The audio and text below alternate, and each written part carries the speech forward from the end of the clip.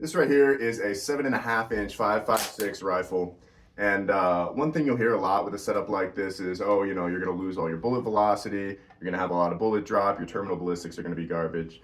I suspect that's not really the case, so let's do some quick high school level physics to prove why that's not really going to be true for most people. So 7.5 inch shoots at 2,200 feet per second, while 11.5 inch will shoot at 2,600 feet per second.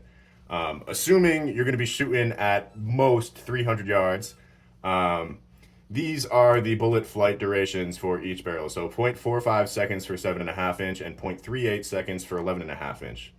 Now, over that amount of time, you're going to pick up some downward velocity at the rate of 9.8 meters per second squared. If you'll remember from physics class, that is the force of gravity. So at the end of your 300 meter arc, for a 7.5 inch barrel, it's going to be going downwards at 4.41 meters per second, whereas on 11.5 inch, you're going to be going down at 3.72 meters per second. So over the course of this flight time, you are gaining this speed. So we're going to integrate speed from 0 to this final downwards motion to get the total bullet drop. And what you'll find by integrating this is that the 7.5 inch barrel will drop 0.99 meters over 300 yards, while the 11.5 inch will drop 0.71 meters.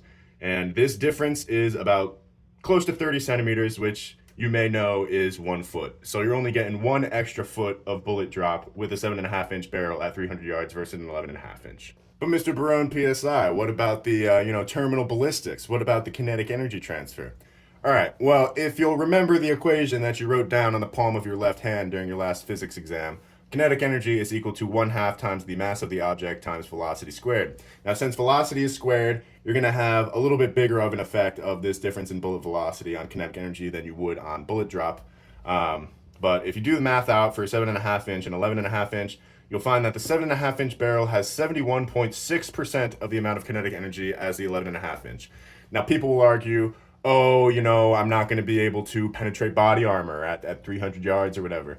And I just think, really, dude, you're not penetrating body armor, okay? You're not a Navy SEAL going against the KGB or whatever the hell these people think they're doing. You're just a guy. You're just plinking. You're just shooting. And, in the worst case scenario, you're shooting against a soft target. You'll be fine, okay?